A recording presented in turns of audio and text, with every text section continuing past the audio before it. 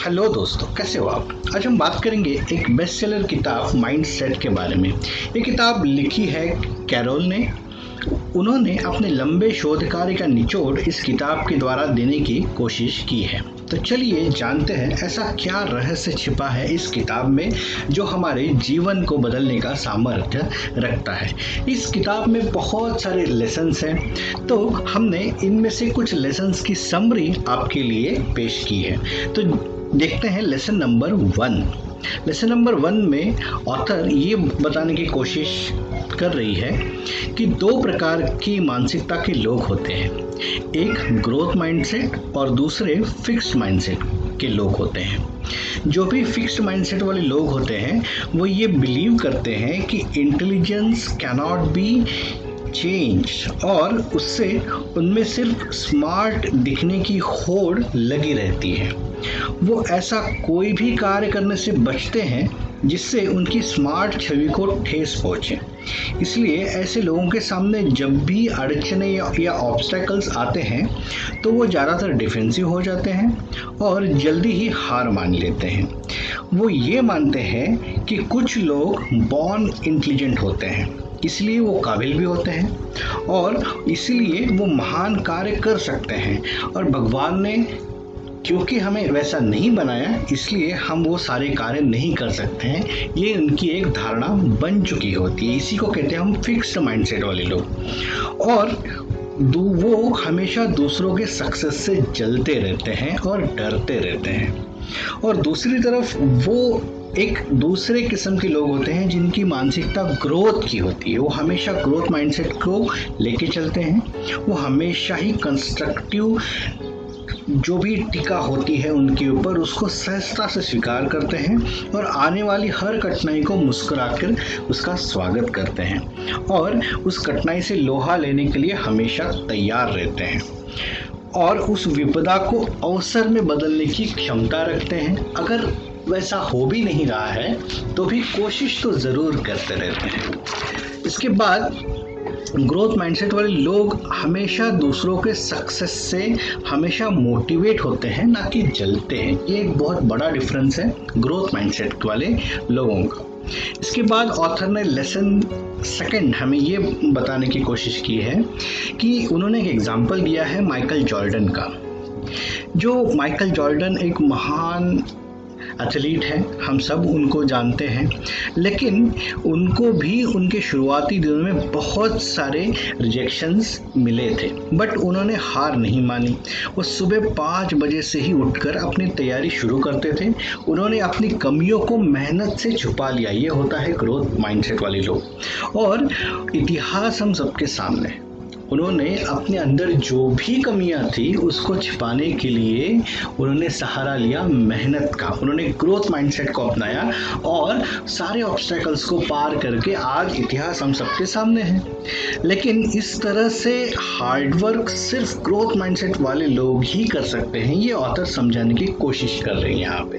और जो भी फिक्स्ड माइंडसेट वाले लोग हैं वो कोई भी चेंज अपने रूटीन में, कोई भी बदलाव बर्दाश्त नहीं कर सकते।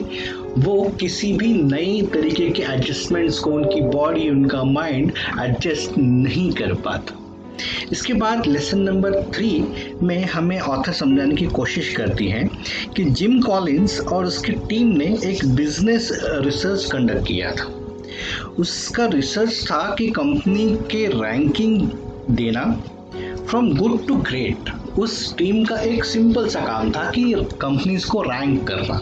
एक कंपनी गुड है, बेस्ट है, ग्रेट है, उस तरीके से वो लोग रैंक करते थे। और जिम कॉलिन की टीम ने ये पाया कि जो भी कंपनी को उन्होंने ग्रेट का रैंकिंग दिया है उस हर एक कंपनी की लीडरशिप ग्रोथ माइंडसेट से लबालब भरी हुई थी। इसीलिए उन्होंने एक और सर्वे किया 1980s में, जब IBM संकट में थी, क्योंकि उसका कल्चर टैलेंटेड लेकिन फिक्स्ड माइंडसेट वाले लोगों से भरा हुआ था और सिर्फ स्मार्ट दिखने की होड़ लगी हुई थी और लर्निंग एंड ग्रोथ की मानसिकता लगभग खत्म हो गई थी। तभी आईबीएम ने लो गार्टनर नाम के एक महान नायक को अपॉइंट किया और उनको कहा कि आप थोड़ा सा इस सिचुएशन को संभालिए और कंपनी को इस विपदा की हालत से बाहर निकालने की कोशिश कीजिए। तो लो गार्टनर खुद एक ग्रोथ मानसिकता वाले इंसान थे, तो उन्होंने आते ही सबसे पहला काम ये किया कि उन्होंने कंपनी में बहुत सारे चेंजेस करना स्टार्ट कर दिया। उन्होंने टीम वर्क को बढ़ावा दिया। फिक्स्ड माइंडसेट वाले लोगों को उन्होंने नीचे के पायदानों पे ढकेला और जो भी ग्रोथ माइंडसेट वाले लोग थे उनको उसने लीडरशिप उनके हाथ में थमाई ताकि वो कंपनी को लीड कर सके। और देखते ही देखते एक बहुत ही चमत्कार हो गया। आईबीएम ने कुछ ही सालों में फिर से उसका जो पुराना मकाम था उसको हासिल कर लिया। उसके बाद लेसन नंबर 4 में हमें ऑथर समझाने की कोशिश करते हैं कि माइंडसेट इन आवर रिलेशनशिप, हमारे रोज़मर्रा के जो भी हमारे रिलेशंस हैं उनमें ये ग्रोथ माइंडसेट कैसे काम करता है। There are 2 common ways of dealing with pain and heart break. Author ये कहते हैं कि 2 तरीके होते हैं। पेन हर किसी को होता है, दिल हर किसी का टूटता है। वो ज़्यादा इम्पोर्टेंट नहीं है कि आपके साथ क्या होता है, होता सबके साथ है, लेकिन आप उसके साथ क्या करते हो होने के बाद ये मायने रखता है, ये बहुत ही इम्पोर्टेंट होता है।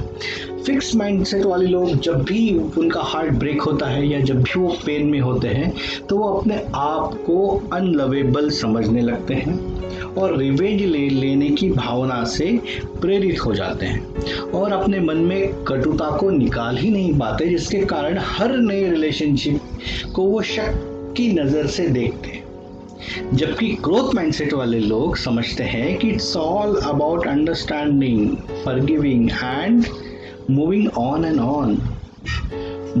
ग्रोथ माइंडसेट के लोग अपने पार्टनर के हितों की चिंता ज़्यादा करते हैं और वो उनके प्रति समर्पित होते हैं, ना कि वो सिर्फ स्वार्थ से भरे होते हैं। यही फ़र्क है दोस्तों कि एक ग्रोथ माइंडसेट की व्यक्ति और एक फिक्स्ड माइंडसेट की व्यक्ति। इसके बाद ऑथर हमें एक लेसन और देने की कोशिश करती हैं। वो लेसन है कि mindset on parenting and teachers. ये लेसन हर एक पेरेंट्स और टीचर के लिए है। ऑथर ये समझने की कोशिश करते हैं कि अगर आपको बचपन से यह बार बार कहा जाए कि आप कोई चीज़ नहीं कर सकते, आपसे नहीं होगा, आप इस चीज़ के काबिल ही नहीं हो, तो क्या होगा आप ज़रा सोचिए। और गलती को सुधारने के बजाय अगर आपको सिर्फ टोका जाए, बस आपको ह्यूमिलिएट किया जाए, बस इंसल्ट ही किया जाए, तो क्या होगा। एक छोटे बच्चे के दिमाग पे इसका क्या असर पड़ेगा, क्या कभी हमने सोचा है। दिमाग विकसित ही नहीं हो पाएगा और वो अपने आप को कमजोर मानने लगेगा। हम पेरेंट्स या टीचर्स जानबूझ के तो नहीं करते हैं, लेकिन कई बार हमसे अनजाने में ऐसा हो जाता है कि हम किसी एक बच्चे को इतना ह्यूमिलिएट कर देते हैं या इतना इसको उसके अंदर नकारात्मकता जाने अनजाने में भर देते हैं कि हम भूल ही जाते हैं कि हम उसमें भविष्य में होने वाली सारी जो भी प्रगति के लक्षण है उसको हम खत्म कर रहे हैं। ये जाने अनजाने में भी हमसे होता है, तो भी हमें बहुत ही सावधानी से हमारे शब्दों का चयन करना चाहिए अगर हम टीचर या फिर पेरेंट्स हैं तो। अपने बच्चों के साथ ट्रेन करते वक्त इसका ख्याल हमको हमेशा रखना चाहिए कि हम उसे ग्रोथ माइंडसेट सिखाएं, मेहनत करना, गिरना, फिर उठना, फिर गिरना, और तब आप जानोगे कि क्या होता है जब आपका बच्चा या स्टूडेंट ग्रोथ माइंडसेट डेवलप करता है। तो दुआएं हमेशा लेनी चाहिए। याद रखिए, आप टीचर हो, आपके सामने किसी का भी बच्चा आया हो, आप पेरेंट्स हो, तो भी अगर आप अपने सामने आने वाले हर विद्यार्थी या अपने जो भी आपका बच्चा, आपका खुद का भी बच्चा हो, अगर आप उसमें ग्रोथ माइंडसेट भर देते हो तो आपको दुआएं ही मिलेंगी। और दुआएं दोस्तों हमेशा लेनी चाहिए। एक पेरेंट या टीचर एक मूर्तिकार होता है, उसके हाथ में बहुत कुछ चीज़ें होती हैं, क्योंकि उसके हाथ में जो वो स्टूडेंट या बच्चा होता है वो कच्ची मिट्टी होती है, उसे दुनियादारी की समझ नहीं होती। वो समझ आपको तो होती है। इसीलिए भगवान ने वो कच्ची मिट्टी आपके हाथों में दी है ताकि आप उससे एक बेहतरीन बर्तन बनाओ, ताकि वो बर्तन जब बने और जब वो दुनिया में जाए और उसको जब दुनियादारी समझ में आने लगे, तब वो रियलाइज करे कि हाँ, ये तो मेरे पेरेंट्स ने, मेरे टीचर्स ने ये तो मेरे को सिखाया था। यही सारी चीजें जो आज मुझे दुनिया बताने की कोशिश करी, जो मैं पहले से जानता हूँ, और ये दुनिया जिस हिसाब से कर सकती है उनसे बेहतर मैं कर सकता हूँ, क्योंकि मेरे पेरेंट्स ने और मेरे टीचर ने मेरे कच्चे मिट्टी पे इतनी मेहनत की, इतना खून जलाया अपना, इतनी मेहनत की है कि आज मैं दुनिया के सामने सफल बन सकता हूँ। चलिए दोस्तों, आज इतना ही। ये किताब ज़रूर आप खरीद के पढ़िएगा, बहुत बेहतरीन किताब है, इससे आपको लाभ होगा। अगर ये वीडियो, ये विश्लेषण आपको अच्छा लगे, इस चैनल को सब्सक्राइब कर लीजिएगा। बहुत बहुत धन्यवाद। Thank you.